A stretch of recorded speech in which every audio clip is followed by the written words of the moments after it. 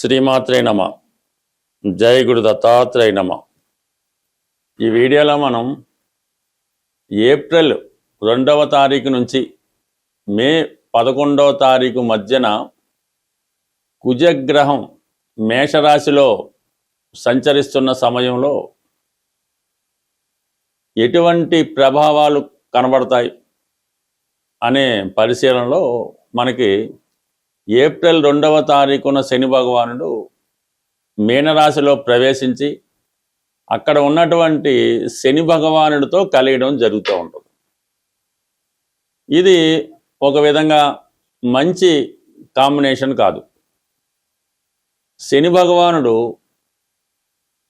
కుజగ్రహంతో కలిసినప్పుడు వృత్తిపరమైనటువంటి ఇబ్బందులు జాతకుడికి ఏర్పడుతుంటాయి. అదే శని భగవానుడు కేతుగ్రహంతో కలిసిన ఉద్యోగంలో మార్పు కానీ ఉద్యోగం పోవటం కానీ జరుగుతూ ఉంటాయి. అలాగే ఎవరి జన్మ జాతకంలో అయినా సరే శని కుజగ్రహాలు కలిసినప్పుడు వారు జీవితంలో తొందరగా సెటిల్ అవ్వలేకపోవడం, ఏ వృత్తి యందు ఆసక్తి ఉండదు, మంచి నాలెడ్జ్ ఉంటుంది, టెక్నికల్గా చాలా తెలివైన వారు ఉంటారు, అయితే పని చేయడానికి ఇష్టపడకపోవడం వల్ల వారి జీవితంలో సరిగ్గా సెట్ అవ్వలేకపోతుంటారు. కొంతమంది జీవితాంతం ఏ ఉద్యోగం చేయకుండానే ఉంటారు. అలాగే పెళ్ళి కూడా చేసుకోకుండా ఉండేవాళ్ళు కూడా ఉంటుంటారు. ఒకవేళ వివాహం అయినా కూడా వారి జన్మజాతకంలో శని కుజులు కలిసి ఉంటే వివాహ జీవితం కూడా సరిగ్గా సాగపోవడం జరుగుతూ ఉంటుంది.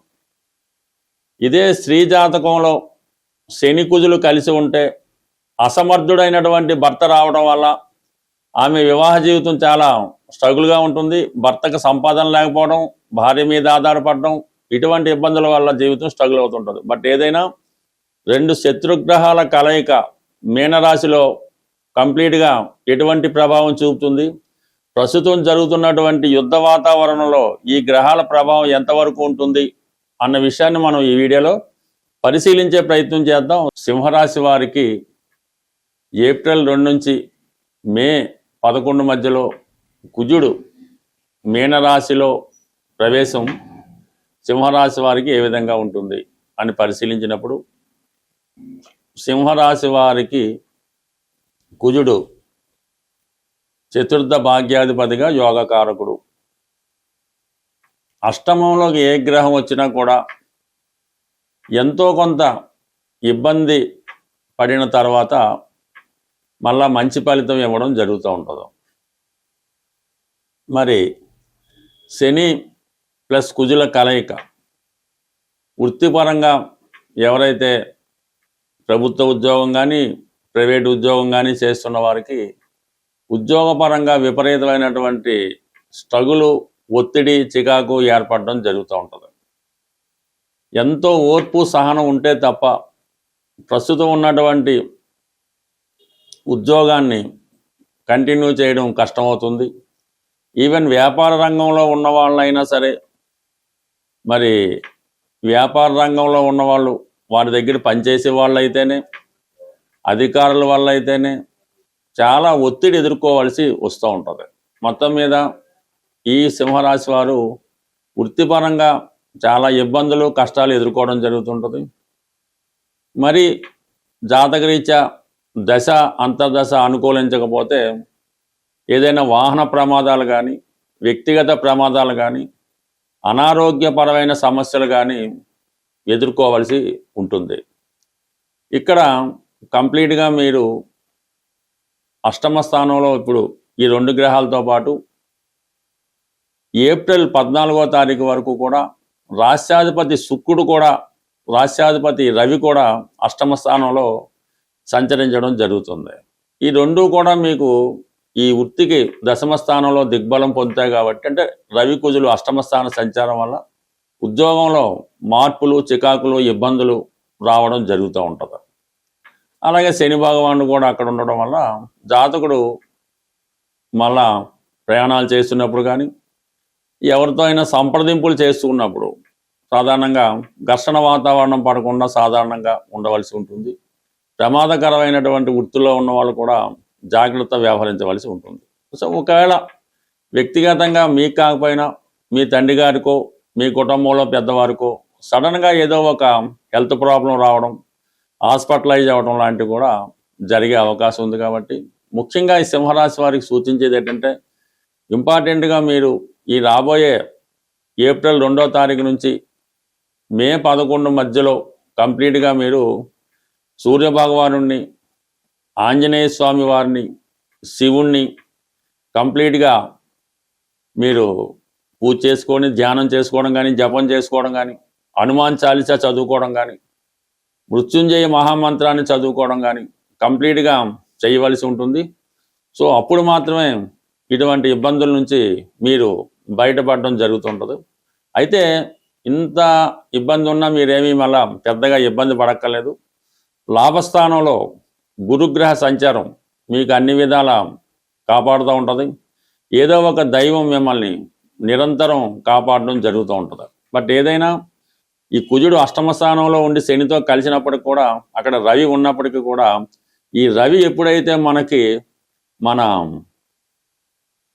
ఏప్రిల్ 14 తర్వాత మేషరాశిలో ఉచ్చరాశిలోకి రావడం జరుగుతుందో, అంటే ఇంచుమించుగా మీరు ఈ 14వ తారీఖు వరకైనా జాగ్రత్తగా వ్యవహరించండి. 14 తర్వాత చాలా వరకు మీకు అనుకూలంగా ఉంటుంది. ఎందుకంటే రాశ్యాధిపతి అత్యంత బలవంతుడై ఉంటాడు.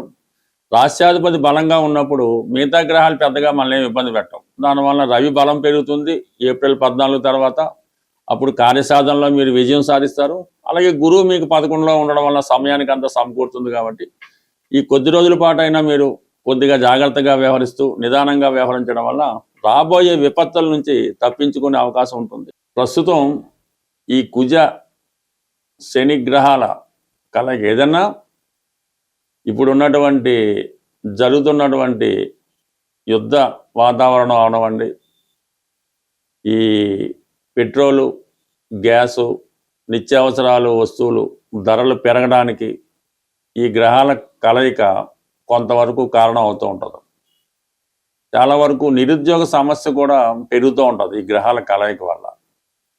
సో దీనికి పరిహారం మనం ఆలోచించినప్పుడు, కుజుడు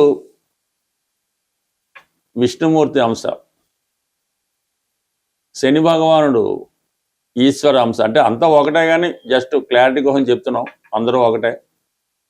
ఈ రెండుకి జాయింట్గా కలిపి ఆంజనేయ స్వామి అటు కుజుని యొక్క సమస్యలు, ఇబ్బందులు తొలగాలనంటే, కుజుడి వల్ల వచ్చే ఇబ్బందులు, అన్నదమ్ముల మధ్య విభేదాలు, భార్యాభర్తల మధ్య విభేదాలు, రుణ సమస్యలు, ఇటువంటివన్నీ కూడా కుజుని వల్ల వస్తూ ఉంటాయి.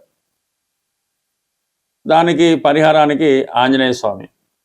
నిరుద్యోగ సమస్యకి శనివారం నాడు రెగ్యులర్గా హనుమాన్ని పూజించుకుంటుంటే అవి నిరుద్యోగ సమస్య సాల్వ్ అవుతుంది.